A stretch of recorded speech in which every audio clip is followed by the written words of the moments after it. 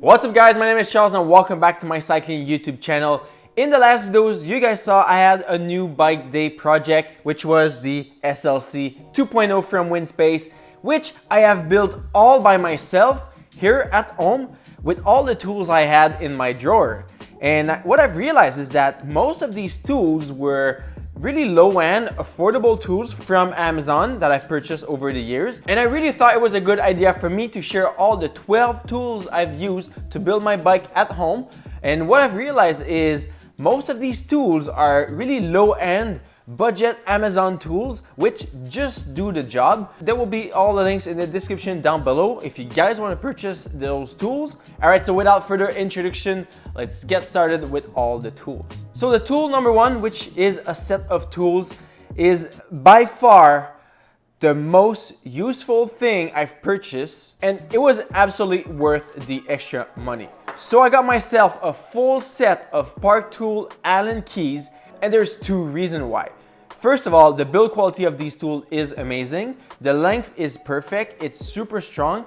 And what I like the most about it is on the longer side, it's like a rounded hand and let you pivot around the hole so you don't need to be straight on, which comes super useful when building a bike, especially when mounting bottle cages. And the other hand is more when you want to torque and put more pressure. The other thing I like the most about this set is that it comes with this little drawer. I don't know how to call it, but it's written the size of it. Every tool are separated, so it's really easy to go pick the exact size that you need. You save a lot of time. You don't need to try with different tools. So yeah, I highly recommend to spend the extra money, the $80 to get yourself one set of these tools, because it will actually save you so much time, so much hassle throughout the years. Just go straight to it. All the other basic one, I've tried them. They're not as good. They're not worth it. The tool number two I want to talk about is fairly simple. It's a chain breaker for quick link. I've used this so many times when changing my chains, when I need to add my oversized pulley wheel, pop off the chain, put it back in. This is a must. It's not expensive. You can find it for about $10 on Amazon. I don't think you need the Park Tool one, the branded one. This one is just literally called Bike Tool. Yeah, I've had it for about 2 years now. It works great. Still along the chain, when you put a new chain on, sometimes it will be too long. So you definitely need a chain breaker. So this is a really basic tool. It's a Ulmer's, and it just works. You put the chain in, you align it with the little pivot, the end of the pivot, you turn, you push the nut out, and then you have a shorter chain. Again, speaking of the chain, the next one is not a tool, but it's a chain guide. And this will let you know when to replace your chain. So what I love about this one from Ice Tools is that you see if your chain is stretched either between 0 and 0.5%, by 0.5 to 1%, and if it's over 1%. So basically, if your chain is stretched over 1%, this will go all the way down, and it will be then time to change your chain. If you don't change your chain, it will still ride your bike.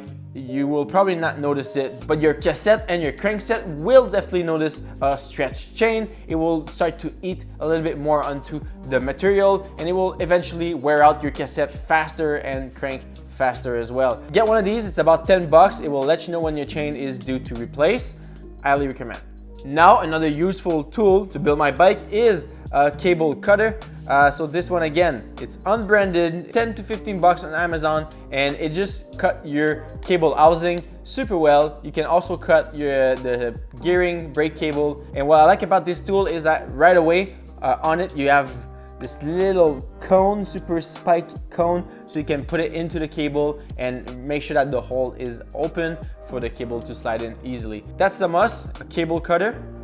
Make sure you have one. Now, another tool I wish I had a long time before, and it's this disc brake pad spacer. Basically, over time, your disc pads start to get a bit closer to each other, and it can then lead to rubbing onto your disc when you're just going to a straight line, or you just put some pressure onto the pedals. But with this, when you take off your wheel, you slide it in, and you can easily push back the piston all the way inside, so it gives you more space for the wheel to freely move. This again is not expensive. It's an unbranded one. It's called Bike Hand. I've only used this side. I don't really know what to do with the other side. If someone can tell me in the comments down below what this is for, I would like to know, because I've only used the other side. You could use a regular screwdriver, but I would be scared to mess up the brake pad, so might as well just spend the 10 to 15 bucks to get a thing like this, and you can prevent some damage. Another tool that is useful to build bikes, especially if you have tubeless tires, is this tool that I reviewed in one of my previous videos. It's called from CyclePal. So it just makes it easier for you to mount tough tires onto your rim. If you want to learn more about this tool, check out my video on it right there. Now, another tool that is a must, especially when you have a bunch of wheels or you're just changing your cassette, is a chain whip. Quite inexpensive. Here I have the Park tool, but I'm pretty sure that you could go for any chain whip on Amazon. I just got this one a couple years ago. It's been working well. It's super strong. I don't see this fail me anytime soon. I highly recommend. It's great. And I love the fact that this tool comes with this size on the other side, so this can fit in. And speaking of this is an absolute must. It's a cassette / lock ring removal tool. It's about 10 to 15 bucks, and this has been so useful to me. Good thing I did not lost it because it's so small. But I've been using it to swap disc brakes on wheels, or to swap cassette from wheels to another wheel set, or just to add new ones. Super useful. I think everyone should have one of those. And speaking of those little accessories, another one that is absolutely a must if you have Shimano cranks is this one. I don't know the name of it. There will be a link into the description, but basically this one is for your crank. So you go into the non-drive side and you can unscrew this little plastic thing that holds the left arm in.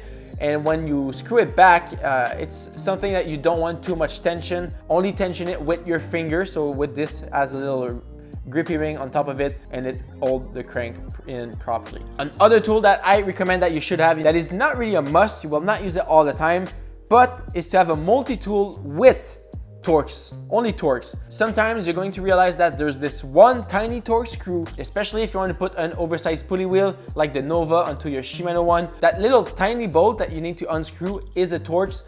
So just to have one multi-tool Torx into the back of your drawer will probably save you a lot of hassle over time. And now, what is the last tool that I needed to finish my whole build all by myself?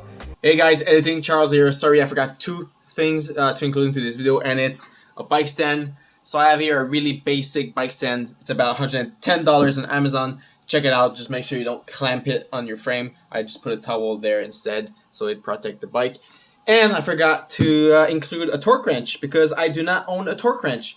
Something I should, and something you guys should too, because a torque wrench will probably save your carbon. Alright, let's get back to the video. And it's something that I've done for the first time for the Winspace bottom bracket install kit. I've picked this one up on Amazon. I was really surprised about the price. Cost me about 80 Canadian dollars. This kit is quite basic, but it has everything you need to install a press fit bottom bracket, which I've done. So basically it's super simple, but you just screw in one side of the handle here, another side of the handle there, and with this rod you slide this in. Boom. You put the right adapter here for your bottom bracket. So in this case, I add a 30mm one. So I slide this in, put my BB on the one side, slide this under the bike, and put this on the other side, screw it in, hold this side, and then I was just sliding this in, and boom, it just pressed the bottom bracket in super easily. It was the first time I've done it in all my life. Just put grease on the inside of the frame and you should be good to go. All right, so what is the takeoff of this video? Well, I would say that if you do have budget and money is not a problem for you, just don't mess around and get everything Park tool.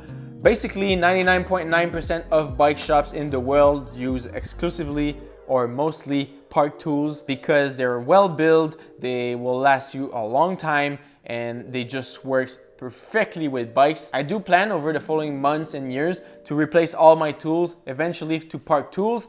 But as of right now, the ones I got, they just work, they make the job. And because of all of these budget tools, I've saved hundreds, if not thousands of dollars in bike shop repairs, bike shop adjustments, building my bikes. Everything I can do myself is money that I save over time. So it's really worth the investment for you guys to get your own tools learn how to do it yourself. And in the long run, you'll be happy that you learned how to do it. All right, guys, so this is it for today's video. In the event you want to put your hands on one or all of these bike tools, definitely use the Amazon links in the description down below. I will get a kickback out of that sale, so it funds this YouTube channel for me to become a full-time cyclist, so thank you. And if you found this video useful, please leave a thumbs up, subscribe if you aren't already.